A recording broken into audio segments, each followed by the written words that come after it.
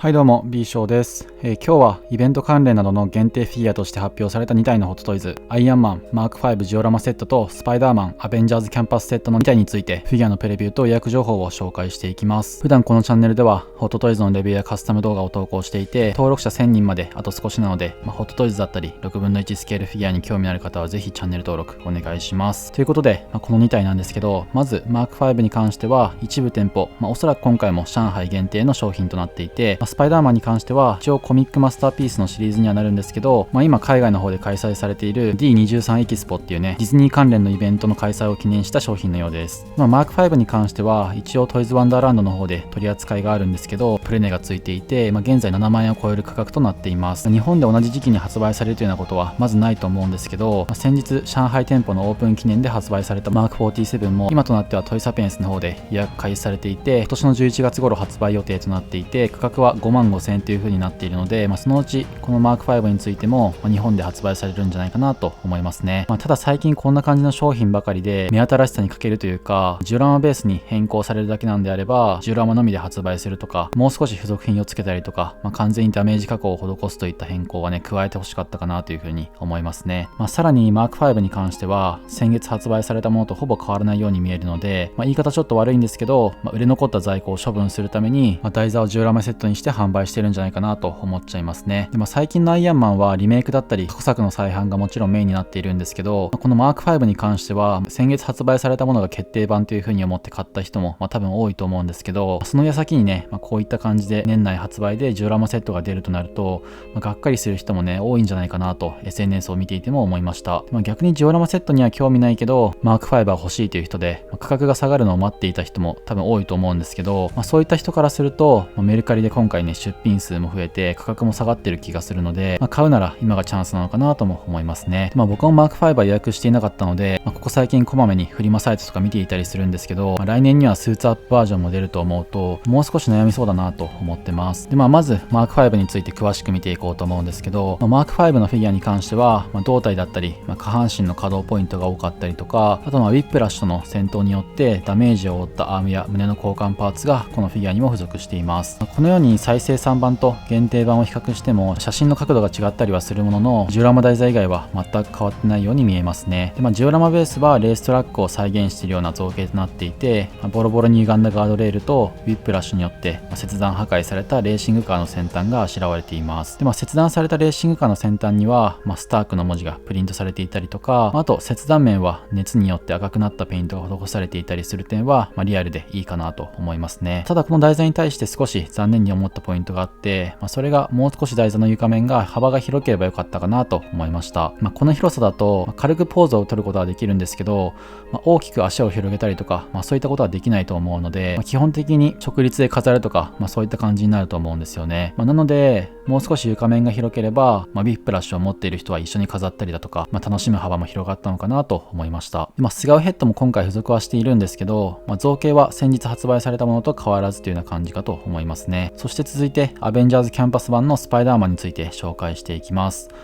このフィギュアは冒頭でも言った通り、D23 エキスポの開催を記念したフィギュアということで、海外のディズニーランドのアベンジャーズキャンパスで登場するスーツが今回商品化されています。ヘッドに関してはアップグレードスーツなど、トム・ホバン・スパイディのマスクがベースになっているようなんですけど、カラーリングだったり胸と背中のシンボルマークに関しては、アベンジャーズキャンパス版のオリジナルデザインとなっています。最初見た時にスーツの色がかなり明るかったので、ノーウェイホームのラストで、クリスマスのニューヨークをスイングしていた時に着用していた、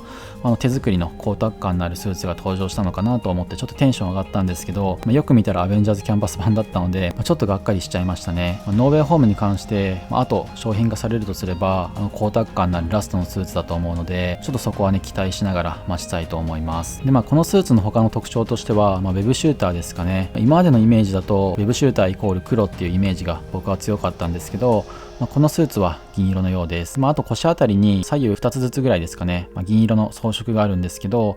これはおそらくウェブのストックかなと思います。これがね予想が合っていれば、いちいちウェブを交換しないといけない現代のスパイダーマンらしいポイントがね再現されていると思いますね。そして付属品はかなり可愛い付属品が多いイメージです。今回 D23 エキスポの限定フィギュアということで、すでに会場では発売されているらしいんですけど、一般販売が開始されるとすると、上のエクスクルーシブアクセサリーと書かれているものは違いがが出てくる可能性があるかなと思います。限定版の付属品はどれも可愛いので、通常発売になった時に、つかないとなるとちょっと寂しい感じがしますね。テキストも数ページ分は細かくイラストされているようですし、フライヤーだったりとか、缶ジュースもデザイン可愛いですね。あとチュロスもディズニーらしいというか、実際にキャンパス内で購入できるものなのかはちょっとわからないんですけど、遊び心のあるセットになっています。で、共通する付属品としてはパーカーだったりリュック、スパイダーボットは共通する付属品としてありそうなんですけど、スパイダーボットはこれらの写真を見てもわかるように足が稼働するようですね。こういった細かいギミックもね、可愛いポイントかなと思います。パーカーだったりリュックも実際に着用できたりとか、スパイダーマンらしい付属品が今回のフィギュア揃ってるのかなと思いますね。今までのスパイダーマンフィギュアって結構割と付属品が一緒のものが多かったと思うんですけど、今回若干違いがあることで、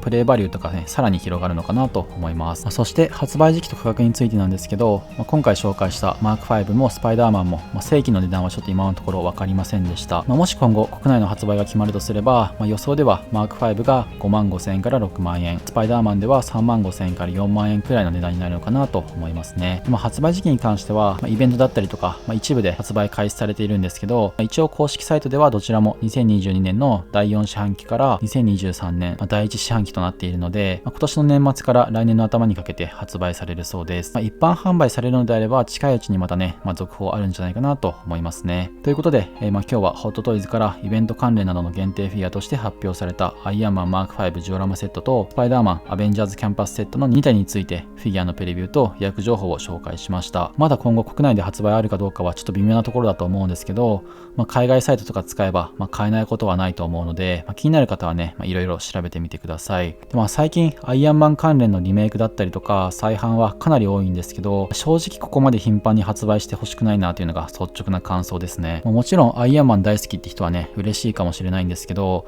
特に今回のマーク5は在庫処分感が否めませんし、発売するにしてももう少し違いがあればよかったかなと思いますね。で、売上的にもアイアンマンが一番人気なのはなんとなく察しがつくんですけど、ここまであからさまに、ね、商品展開してくると、ちょっと引いちゃいますし、再販よりは新規フィギュアをどんどん出していってほしいかなというのが個人的な意見ですね。エンドゲームのロキなんかは本当にイベントで展示されたりもないですし、ホークアイのクリントとか、バルチャーとかね、プロトタイプは公開されてるけどまだ製品化されてないものだったり、完全にまだ出てないもの、ミズ・マーベル、ゴア、エターナルズシリーズなど挙げたら結構キリがないくらいなので、もっとシリーズ自体手を割いてもいいんじゃないかなと思うシリーズもたくさんありますし、限定品とはいえ年内発売が可能なのであれば遅延をなくすとか、もっとサプライズ感のあるフィギュアを出してほしいなというふうに感じました。ということで今日の動画は以上になるんですけど、この動画参考になったりいいなと思った方はぜひチャンネル登録、高評価よろしくお願いします。また概要欄の下の方に僕の Twitter や Instagram のリンクもあるので、そちらのフォローもぜひよろしくお願いします。それではまた次の動画でお会いしましょう。